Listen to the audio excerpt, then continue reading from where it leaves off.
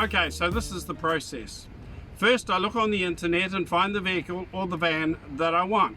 It's got to have done the right amount of Ks for me, and also the right year that I'm looking for.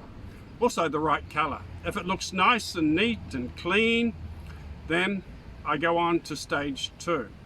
Stage 2, I give the guy a ring and I say, look, guy or girl, I give him a ring and say, what's it like on the outside? Any dents, scratches, or anything major? And then I ask them that if everything works. It's a very important question. Does the air conditioning work? That's a really important question. Do all the windows go up and down? Do all the electrics work? Okay, so that's very important. If there's a lot of things not working, that means you've got to spend a lot of money to get it up to speed or to get it to the level where you're going to enjoy it. So sometimes it's not even worth going to see it. So you've got to go through this process so you're not wasting time. Okay, so the condition of it is everything working. Okay, and if it passes that test, if you're still happy with it, then you can go on to stage 3. Also, before I go on to stage 3, I'll go onto the internet and do a search of the number plate. And that will tell you whether it's been stolen, it will tell you whether that's the person who's selling it is the right owner, and it will also tell you if there's any money owing on it, because you don't want to buy a van that still has a lot of money owing on it. You'll have all sorts of problems with that, or you could do. Okay, so you've done stage 2, everything looks good. Then you can invest a little bit of time and drive over and have a look at it. That's stage 3. I walk around the outside, make sure everything's as good as he says it is, test everything again. I'll work all the windows, turn the stereo on, turn on the air condition, start the engine, turn on the air conditioning, make sure it's really cold and everything's working, okay? The other thing I do is lift the bonnet and check the oils in the waters. Pull out the little dipstick and check the oil level. If everything looks dry and you can't even see the oil, there's a very good chance that it hasn't been serviced. That means it hasn't been looked after. And there's a very good chance that there'll be a lot of wear and tear on that engine. Take off the radiator cap where the water is, feel it, make sure it's not hot. Take it off, that should be full as well. Again, if it's dry or very, very low, you know the car or the van has not been serviced or looked after. Okay, if everything looks good and you're still happy with it, and I'm still happy with it, then I'll talk about the price. Okay, and I want to check to make sure that he's going to accept the amount that I'm willing to pay before I get the mechanical check, because I've got to pay for the mechanical check. I don't want to pay for the mechanical check and then find out he's not going to accept my price or how much that I think it's worth. So sort out the price, and then I go to the next stage and arrange the mechanical check. They'll come in, they'll check it over from top to toe, inside and out, just to make sure it's mechanically sound. Now these are not brand new vans, so they'll always find little wee things, little wee faults, niggly things that are fixed very cheaply and very easily. I'm not worried about that. I just want to make sure that it is mechanically sound. So that's the next stage. Always get it mechanically checked. Sometimes I use private mechanics, sometimes I use an organization here called AA. And they'll go out to the location where the van is, jack it up, look underneath it, and they'll check everything. They'll give me an email, they'll ring me up and tell me the general condition of the van.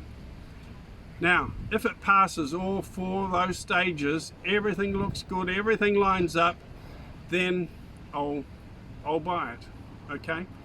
And even once I buy it, before I sell it or before it goes out, regardless if the oil's full or low or whatever, if the oil's still full, sometimes I'll still put the van in, or usually I do, put the van in again before a full comprehensive service. It means they'll take all the oil out of the engine, they'll drain it all out, they'll flush it out, clean it, and then fill it up with brand new good quality oil. Same with the water. They'll test the water, make sure the water on the radiator and everything's all clean. They'll top up the brake fluid, the steering fluid, everything's all full, clean and ready to go. And once you go all through all that process, once you've had a full comprehensive service, there's still no guarantee. Actually, like I said, no van or vehicle is perfect. There's no promise or guarantee that it's going to go forever or for a long time. You don't know. But like I said, you've minimized the risk. And if all those things pass, all the stages go through well, and you're pretty happy with it, you've done the servicing, it's got good oil and everything, and it's passed the mechanical check, there's a very good chance that you'll have a long, happy relationship with that car, and it should be reliable and it should go well for a long time. Well, that's the process I go through, and since I've been doing this, since I've stuck to my process and this routine, the quality of vans that I've had have always been very good. I'm very happy with them. Sometimes I still buy it even if there's a little problem, and I just paid to get that fixed. The main thing is, with all the checking up and all that, is to know what you're up for, and if there's something not working, at least you know what you're going to have to do, and you can weigh that up. You see, is it worth buying? That's going to cost me $200 or whatever. You weigh all that up, you buy the van, and then you get it fixed, and it's ready to go, and it's where you want it. Okay, so sometimes you have to do that. You have to get something fixed on it to bring it up to your standard, to your level. But if it's a very good van, it's really worth getting those things done. So I hope this has been helpful to you. This is the routine that I stick with, because I'm very fussy, I'm very particular.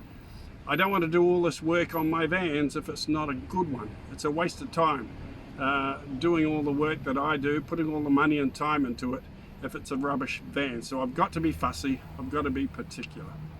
And I think for anyone, whether it's a car or whatever you're buying, if you stick to this pattern or this sequence of checks, I think you'll increase your chances of getting a good, long-lasting, reliable vehicle.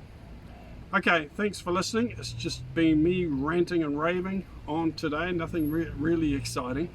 Now, if there's something I missed, something that you do when you're buying a van or a car, something that I haven't done or haven't mentioned or forgotten to mention, please put it in the comments below. Something that you always do or you always check. Put it in the comments. I would like to see it. I'm always ready to learn new things, and I'm sure other people here will find it helpful as well. Okay, we'll talk again later, guys. Thanks for watching. Cheers.